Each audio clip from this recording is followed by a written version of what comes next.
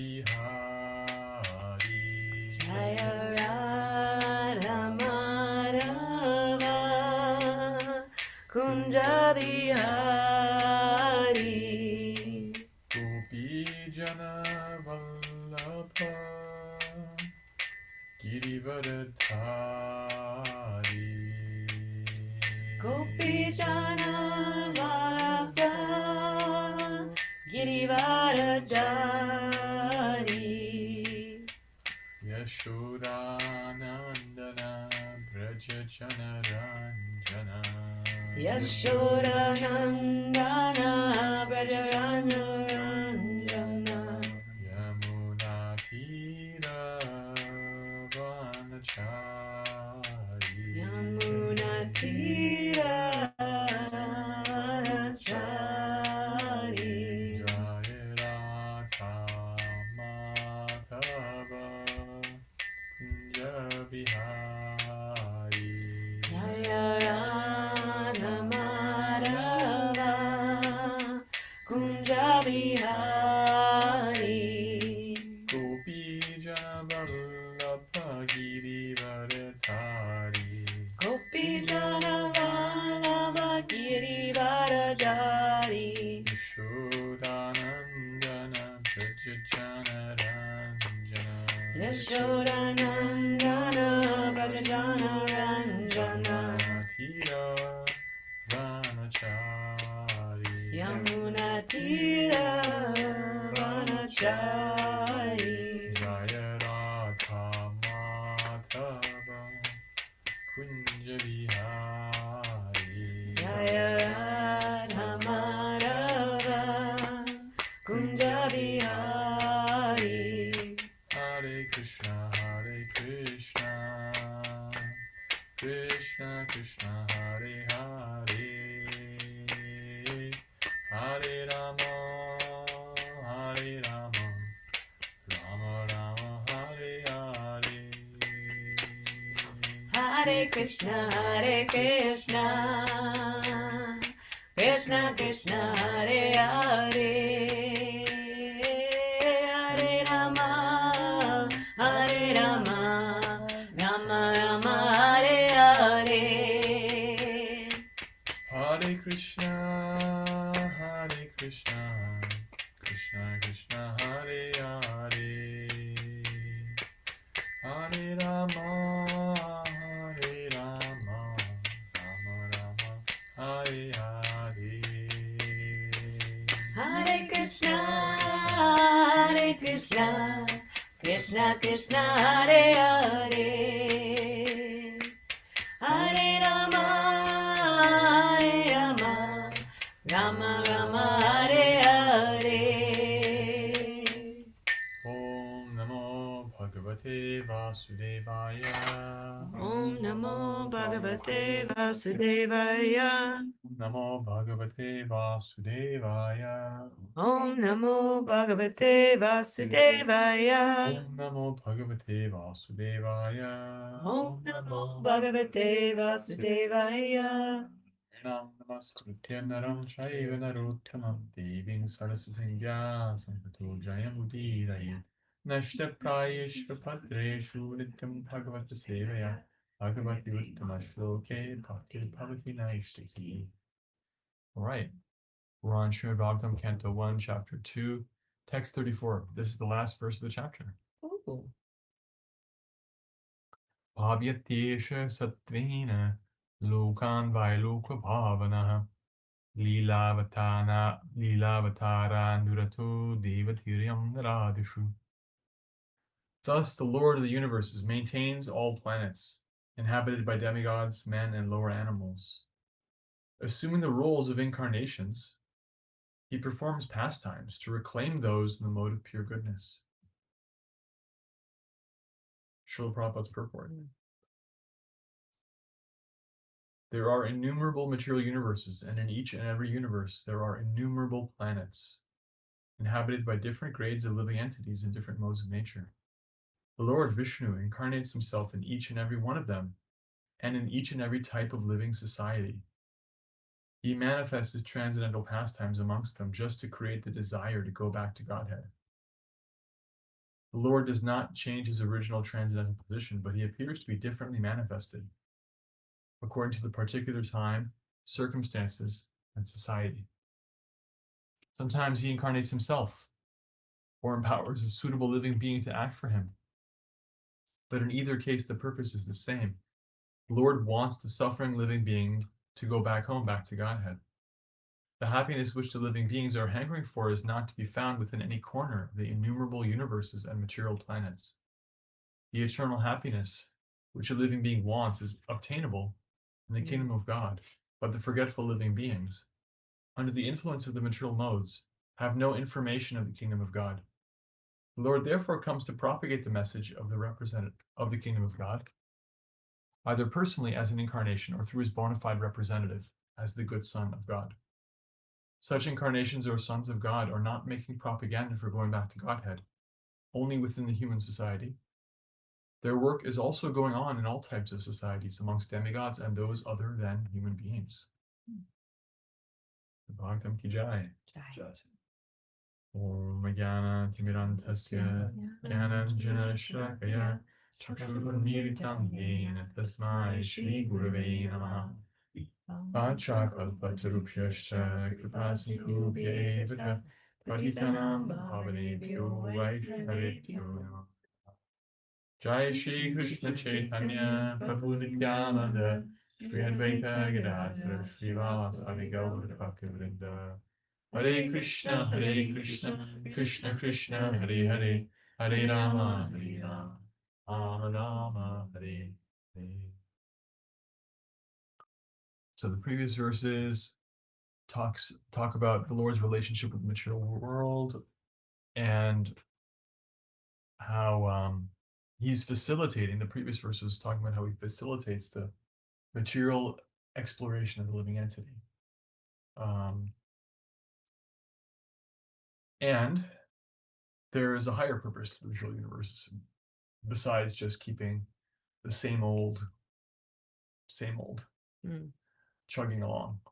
Actually, in the broader scope of things, we're a little slow. We're the remedial class. Write that down. We are slow. We're a little slow. We actually missed the party. But we're invited. And the idea of extracting permanent happiness in the material world is fallacy. It's not possible. The idea that I can be satisfied with impermanent happiness is also a fallacy. Never going to happen. And so the world serves a dual purpose: temporary material happiness and the search thereof, which includes, a significant amount of distress, and everything is relative. The relative going on, and the absolute purpose. They go on side by side.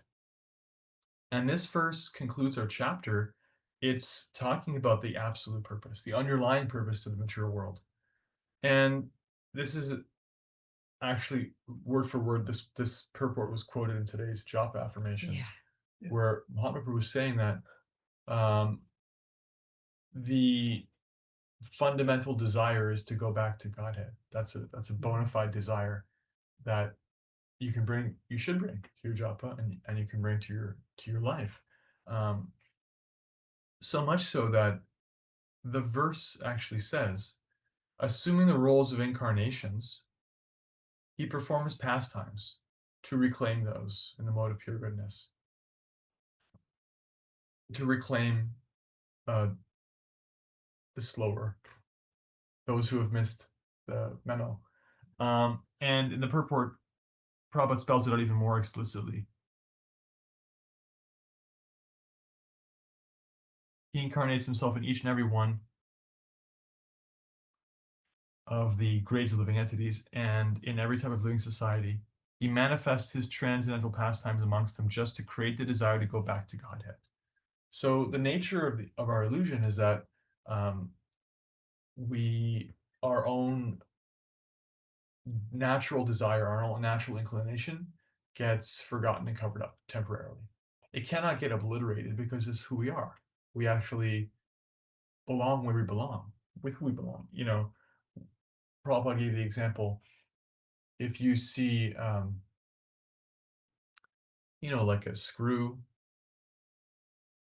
or a washer loose on the ground, it has no apparent purpose, but it actually has a home because it was designed to be somewhere.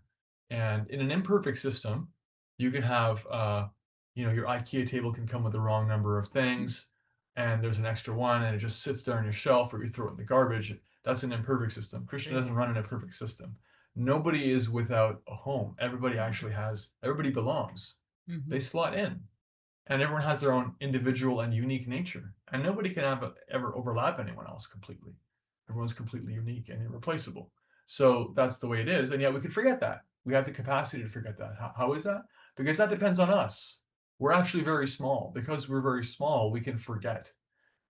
In the Japa affirmation, Mahatma Prabhu is saying, better to be very careful and aim to go back home in this life, because as Srila Prabhupada pointed out, if you take birth again, you can forget again. And all of your devotional credit is eternal. That cannot be lost, but it can be temporarily misplaced. You can, oh, I'll get right back to that. But even, in our own life, we could see that, oh, I'll get right back to that can become a second, a minute, an hour, a year, a lifetime. It can actually become multiple lifetimes. You're like, oh my goodness, wow. And therefore, we have this feeling when we come to Krishna consciousness of gratitude and scale, because who knows how long it's been since we've been directly practicing bhakti. Indirectly, sure.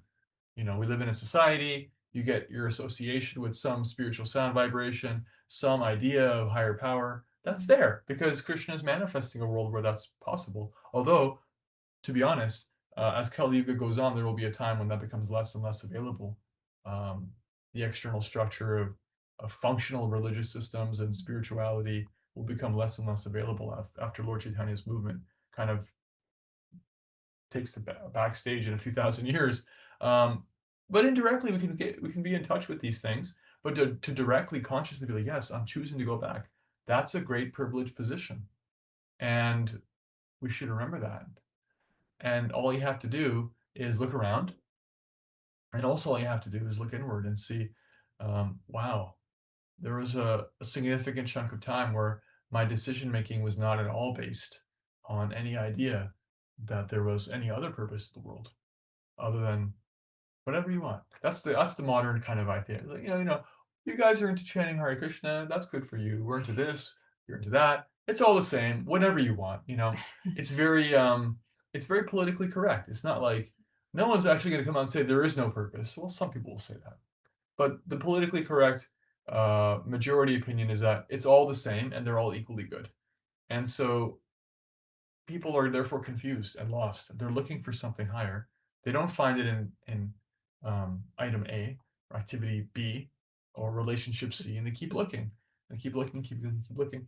And we can look back on our own experiences in our remembered current life and say, like, yeah, actually, I did that, and I can see where it brought me.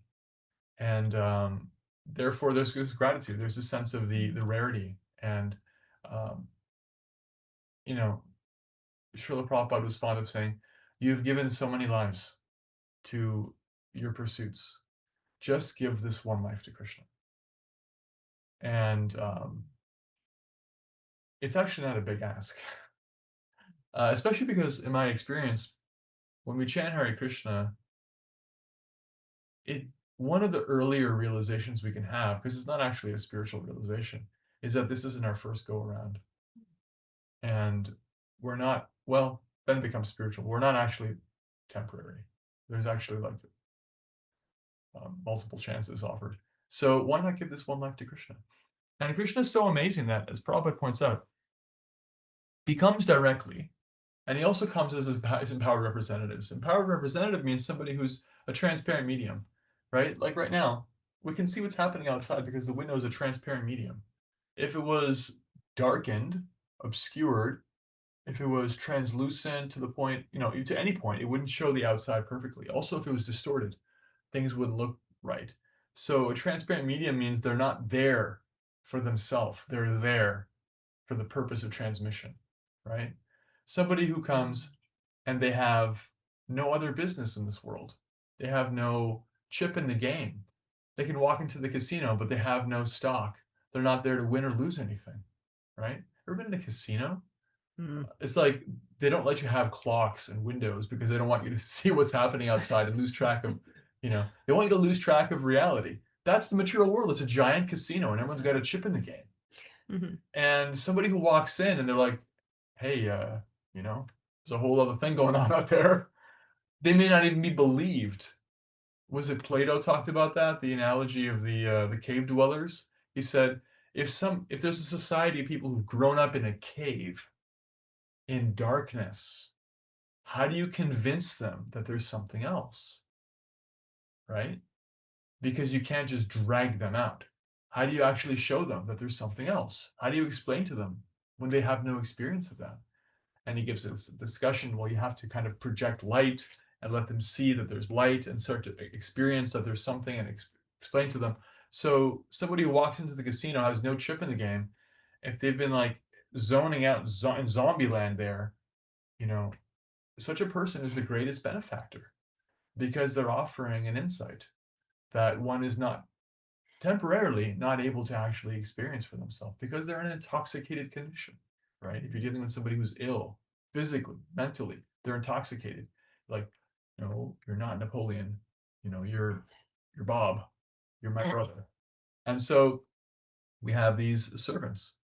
Either Krishna comes directly or indirectly, and the servants are as good as Krishna because they're actually a transparent medium. And Prabhupada actually says something astonishing here, which is substantiated in other parts in the scripture. He says, such incarnations, or sons of God, are not making propaganda for going back to Godhead only within the human society. Their work is also going on in all types of societies, amongst demigods and those other than human beings. So I'm going to share with you an astonishing statement by Srila Bhaktisiddhanta. And he said, maybe I can use your phone and look up the exact wording. I think I can find it.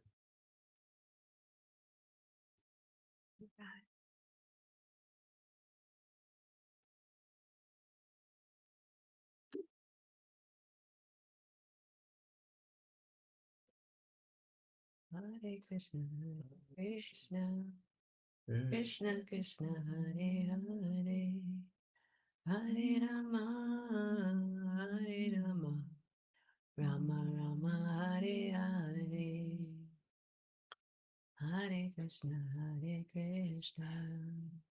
No, Krishna, can't find it. Krishna. He said once in a talk, Srila Bhaktisiddhanta said that the preaching of Krishna consciousness, or the basic message of bhakti yoga, that which is in Bhagavad Gita and all spiritual texts, you belong with the source, go back home, back to Godhead.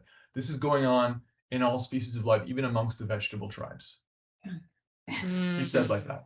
So it's a mind-blowing statement, and this statement of Srila Prabhupada is also a mind-blowing statement. It's not the only place it's said in the Shastra that this is going on amongst not just human beings. So the greater purpose is there. Whether you are in an animal form of life or a vegetable form of life, it's all temporary. And as soon as one has the capacity to actually hear something higher, one is afforded that opportunity. And it's not, therefore, at all the property of any sectarian consideration. This is not an Indian movement. This is not belonging to an ethnic group. This is not belonging to an age or a particular culture or a language. It's not. It can't be. Fundamentally, the inner purpose of the world doesn't belong to anybody but the purposeful person who established that. And that person claims himself to be the seed-giving father of all living entities. Therefore, it's for everybody in all times and places. And everybody can hear it.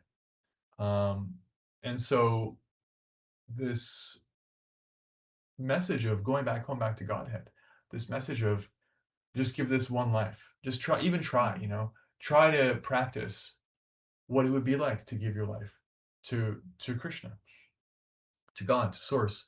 This is the inner purpose, the hidden purpose of the world. But as soon as one starts to practice it a little bit, just like for a movie to make sense or a narrative, you have to suspend your disbelief, right? You can be like, okay, I don't get this, but let's go with it. In this story, there's talking animals and they're having a conversation. It's like you suspend your disbelief and the story takes you someplace and you get it. You get the point. If you're watching, The Little Mermaid and you're like, this is ridiculous. Pufferfish can't talk, then you're gonna miss the whole story.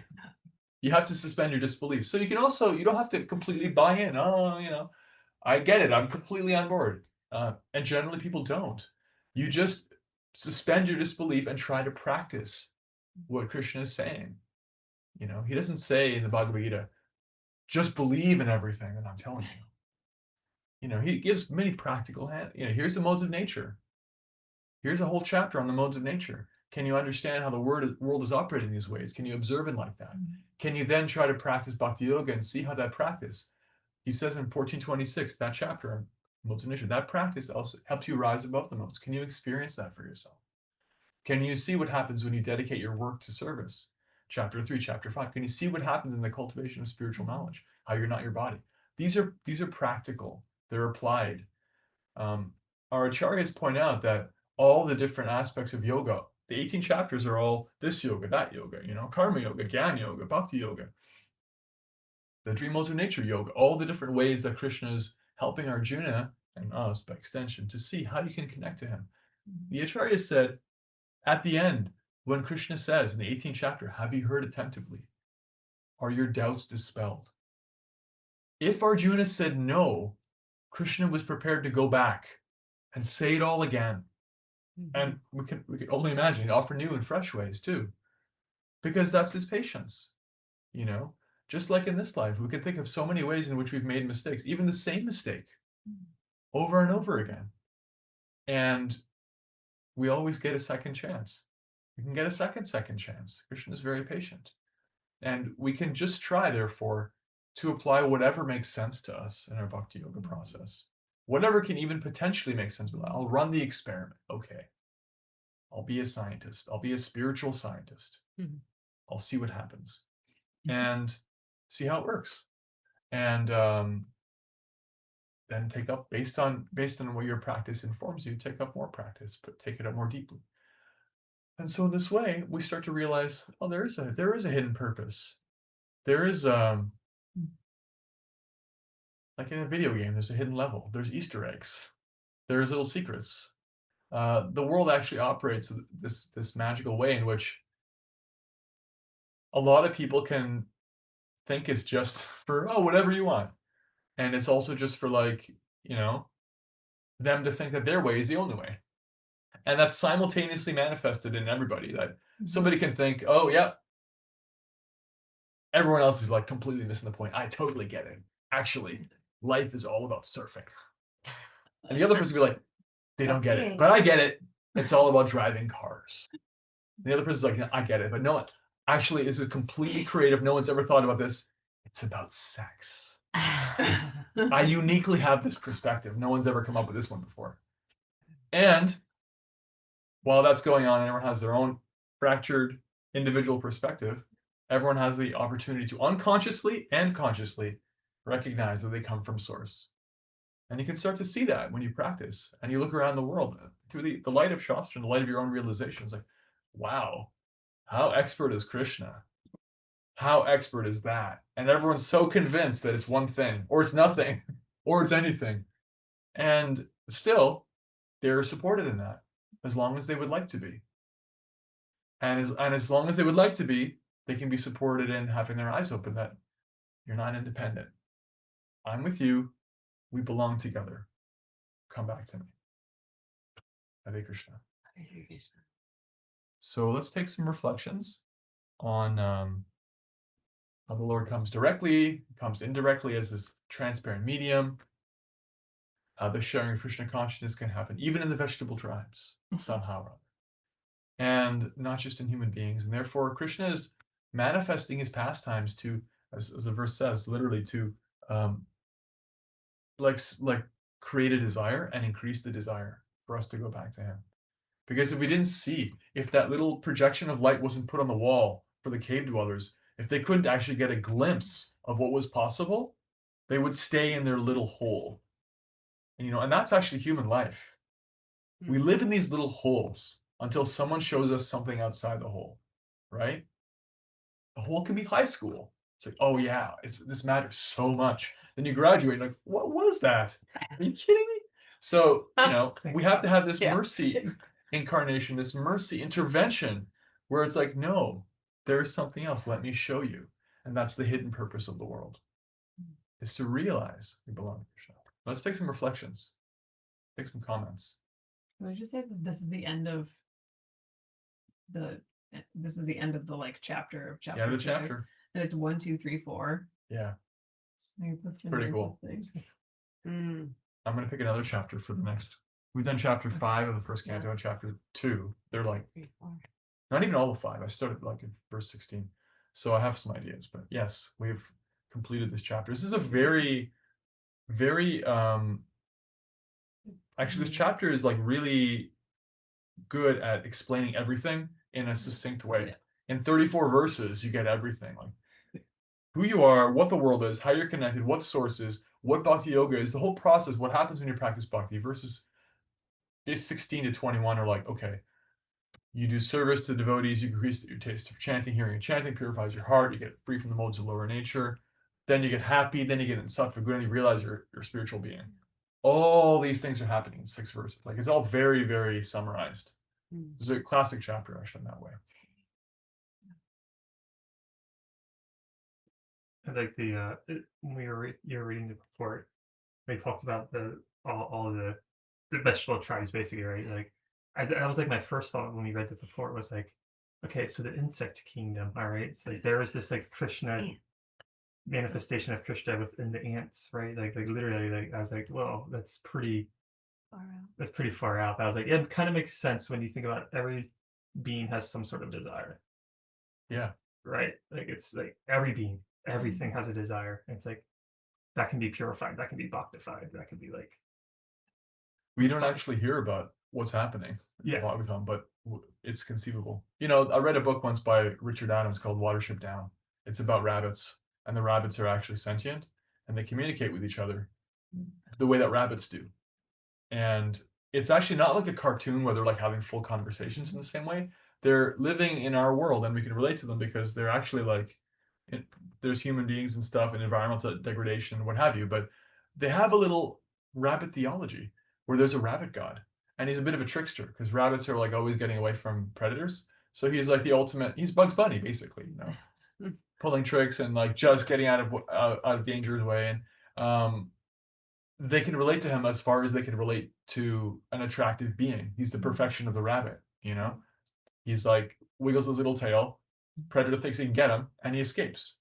And so I thought about that later when I was thinking about how on earth could a non-human, like something lower than a human, manifest any kind of attraction for higher power, right? They can't sit into Bhagavatam class, they cannot chant Hare Krishna, but maybe they can have something like that. And certainly demigods and other sentient forms of life, elves and fairies, all different kinds of things that exist. They're described in Bhagavatam, actually, non-humans, that are subtle living entities.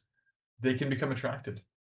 And what's really interesting to think of is how the Lord provides a way for anybody in any situation to become attracted uniquely, as per their situations, right? It's like not for us to kind of figure out what that looks like exactly, but he's even doing it in human society, that in this culture and that culture, the basic dharma of Krishna consciousness, bhakti yoga, is being shared. And in India, that can look different than in the United States. And today in the United States can look different than the sharing of bhakti yoga 30, 40 years ago, in the 60s and 70s, 30, 40 years from now. Because those who are actually interested in sharing it will think, okay, what's relevant for people now? And how can they actually be attracted? What can attract them? So there's a lot you can say about that. There's empowered things people are doing, like in Russia, they're making like hundreds of thousands of devotees because they're empowered devotees are finding ways to attract that mentality, what have you. And Krishna is always reaching out. Planting the seed. Yeah. I appreciate how you spoke about what a privileged position it is to even know that we have to try, or let's say to even know that we can go back to Godhead in this life, what to speak of to get to try Yeah, that it's an to option. do it, that it's an option. And that if you do look around and look inward, I was thinking about this, that like if you truly do that, look around and see what's happening around us, and like this pursuit of happiness and all the ways that are not going to actually bring us lasting happiness. And then we look within ourselves and honestly look at the ways in which we've done that or are doing that, right? That it would then make the choice much easier, right? If we like really took a true look, what to speak of if we came into contact with a transparent medium, which you said is not there for themselves, but they're there for transmission, right? Where we can like feel what is actually available and possible for us to experience, little drops or tastes of what prema might be, right? And then the thought of trying to give this one life to Krishna, it's like, oh yeah, of course. Right. And I love how you said that Krishna's, I mean, he's so incredibly patient, and he will wait lifetimes, millennia for us to figure it out and wake up. And he has. Don't make him wait too much longer. Yeah. I love that from the jop affirmation this morning too. It's like once you know that Krishna wants you to come home and he's been waiting and waiting, it's like when you're waiting for your friend to, call you back or confirm on a plan, or, or just thinking, or I think about like waiting for you to show up in my life, to be chosen, right? And to, have someone to practice and practice bhakti with and share with, like that felt like so long. And so then to think that Krishna's waiting like way longer than that, it's like we know how it feels like to wait. Yeah. There's all the time in the universe and not a second to spare. Yeah. There's urgency because it's the most important thing. We can feel that. And yeah, I really appreciated your point that even just seeing that it's an option is so valuable, because there's so much propaganda about what is even possible in human life. There's so much propaganda. There's so many limiting, crippling, limiting beliefs that we're dealt with. Like your family tells you, your government tells you, your friends tell you, the school tells you, the textbooks tell you, you're only this. You can't have that. It's not possible. It's profoundly revolutionary to even talk about you can have a spiritual life. It could be something that isn't the property of some religious institution. You can have a relationship with the divine that no one can take away. That's actually a revolutionary idea, and it's a revolutionary act to engage in. So much so that in some places, if you say you're doing that, you're in trouble with the law. If you say you're doing it in a different way than they believe in, outside of their externals, you'll be thrown in jail. This is how good human beings are at creating false structures and ceilings. And so it's very important to remember, you always have the prerogative for this. This is God-given. You cannot take this away. It's impossible to be taken away. It's always yours. And as soon as you want to practice it, it's there. And as soon as you put it on the back burner, Krishna's waiting again. But life is for taking it seriously, because that's where the real juice is. Don't waste any more time. We know what that's like. Thank you. Hi, Krishna, it was me. Go ahead. Yeah. I just wanted to say thank you for having this space in the mornings. That's just one thing. It's like, talk about like finding a way to spiritualize your life. You drive into work and I can listen to Shastra and class. And so thank you so much for that. Try. Also, like, I've been thinking a lot about like individual Russ and that experience of how uniquely individual Rasa is. And this verse was really sweet in talking about just the individuality of knowing Krishna, and just what's like meant for us is so pure, right? Like what's meant for us is like really pure. And I've been thinking a lot about that lately, just like kind of, realizing and listening to words you've shared before about like, I love what you said a long time ago about when you're ready, this will be like Krishna will reveal it to you. I will never forget you saying that realizations and it makes me realize, about just like what's waiting for us. I think that's kind of where I am right now. Like what's waiting for me when Krishna believes that I'm ready, he'll reveal it to me. And in this time where I'm, allowing myself to just steep in what's here and present in my life, that there's this beauty in knowing that, individuality exists and Krishna, reciprocates, and that it's just, I don't know, it's just really beautiful in this evolution of rasa. And I just wanted to just like share that and thank you for saying all the things you said today. Thank you. Thanks for your appreciation. And yeah, it's really potent to remember that Krishna, I said recently that it's like we're playing a game of chess with him and he's a million moves ahead of us. Yeah. Well, one way that manifests is that he he has so much in store for us, right? Just like a parent knows things about their child that their child doesn't even know yet, and is ready to offer so much as soon as they're ready. Like parents, a loving parent is just waiting for the sense of responsibility to be developed enough that they can start to give more and more. They're not holding back the car keys and money and all kinds of things because of any sense of grabbiness and ownership around it. It's like, as soon as you can handle it, you can have everything I have and more. No problem. I want you to have a better existence than I do. That's the nature of love.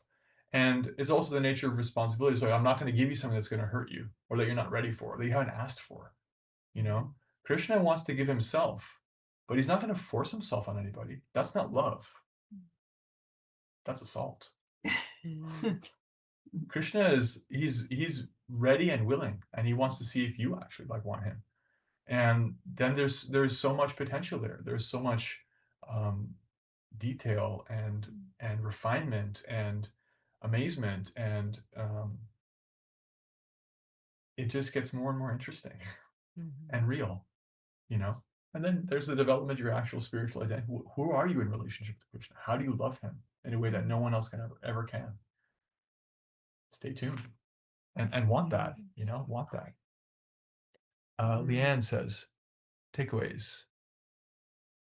Wait no longer. Wait no longer once you know that Krishna wants you back. Move towards him. Krishna is always in our hearts to access. Yeah. Why delay? Why procrastinate anymore?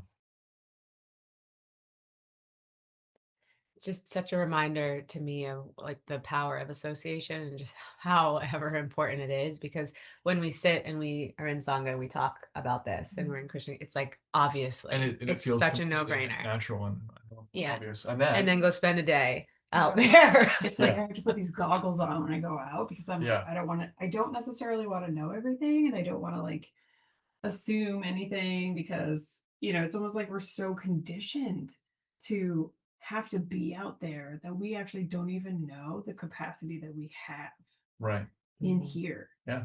Because we're so forced to fit a mold that we're not meant to be. Anyone ever watched that movie, The Shawshank Redemption? Love it. Oh my Great gosh, movie, right? Yeah. Brooks, the elderly gentleman in the movie, he becomes institutionalized. He's there for so long. When he's released, He doesn't know. spoiler alert, he commits suicide. He can't handle someone not having someone tell him what to do. He can't handle being a free soul anymore. Right? That movie's about like not choosing who you really are, even if it's not easy, and even if everyone's telling you you're not that, you can't be that, and how dare you even think of it. So we have the transparent medium. We also have like the warped and translucent and obscure media in the world. People have all kinds of lenses, and as soon as you're around them, they'll offer you all kinds of perspectives on what's important. And God bless them. They may even think it's very good for you, but everyone's offering their own perspective from wherever they're at. And so yeah, the song is necessary. And in my experience, part of the proof of what we're saying here, that it is so important to practice spiritual life and take it seriously, is that as soon as you start to do that in a serious way, and you're like, you know what, I'm going to sacrifice, what other thing I could have done. I'm going to like go out of my comfort zone into a little bit of the stretch zone. I'm going to take this a little more seriously. Krishna shows you his gratitude for doing that. You don't like end up, oh wow, man, I really like lost my job because I tried to chant 2 rounds instead of 1. Like I ruined my relationships. All my fears came true, like I really have no time anymore. My health is worse. No, it's the opposite. Krishna makes it so much easier on you. You get so much serendipity, you get so much good fortune. Your mind gets so much cleared. It's like, just try it. Krishna is waiting, like, oh my God, 1 step. Here's 1,000,000 steps. I will help you. Just, because it seems like, oh man, if I do that, if I chant 3 rounds instead of 2, that's like 50% more. That's literally impossible.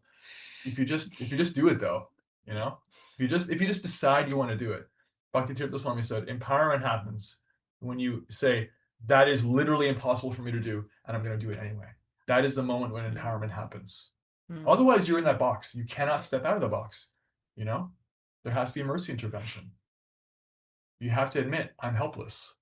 I need help. That's how the addict gets free. You have to realize, I can't get out of my box. This is my box. I'll live in this box for the rest of my life, or I will accept that maybe there's something outside the box, and the messages that are coming outside the box, I'll try to apply in my life, and I can break out of that egg. Hare Krishna. Srila Prabhupada ki jai, Srila Bhagavatam ki jai. Hare Krishna, Krishna Krishna, Hare Hare, Hare Rama, Rama, Hare Hare.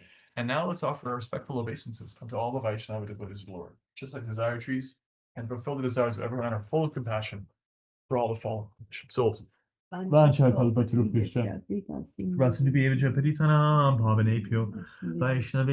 Namo Namaha. Anandakoti Vaishnava Vrinda ki jai.